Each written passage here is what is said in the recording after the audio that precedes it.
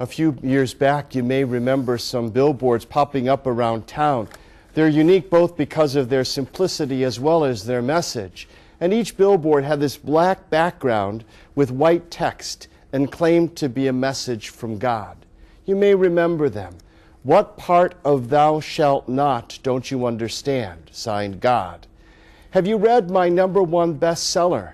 There will be a test. Signed God. Let's meet at my house Sunday before the game. God.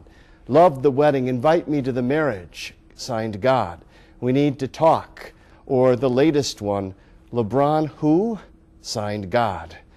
The billboard campaign started when an anonymous person walked into the Smith Agency in Fort Lauderdale, Florida, and said, I want to market God. He had this goal of showing our God as a living God, not just an historical God, but a God who loves and cares about people. The billboards were designed to promote God as the guy next door rather than the guy upstairs. And the prophet today, in today's Old Testament reading, would understand this man's great desire to advertise God's message, because the prophet had a great message to speak, and they could have been placed in bold letters on a billboard.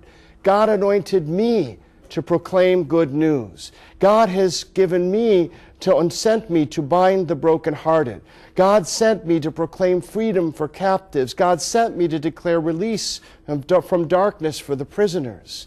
Why, John the Baptist's whole life and message could have been a giant billboard declaring boldly that Jesus was coming. The Messiah's time was near. But John the Baptist never sought the attention for himself. He sought to bring attention to the coming Messiah. And he did so with some pretty attention-grabbing actions. Things like eating locusts and honey, wearing camel's hair, and crying out loudly, repent and believe. Throughout Christian history, people of faith have been pretty creative in advertising the good news of Jesus Christ. In the first century, we advertised it secretly with the symbol of the fish. Stained glass windows declared the Christian message in picture form. Religious art and painting attempted to tell the story of faith in pictures, symbols, and images for a people who couldn't read.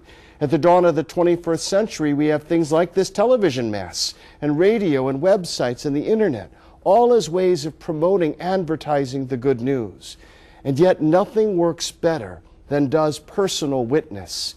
As St. Francis of Assisi used to say, preach the word always, and use words only if you must. You and I are the best communicators of the message of Jesus that the world can know. We are the best billboards that God can use. And today, on this third Sunday of Advent, we are called to be people of rejoicing, people who let the light of Christ shine and reflect into the darkness of our world. We are called, in a sense, to be billboards for God, to point the way that leads to Him. You are a part of God's strategic plan for the world. Each of us has been called like a salesperson or an advertisement or a billboard. Use whatever resources you possess to be the best commercial for faith and the best billboard for God that you can be.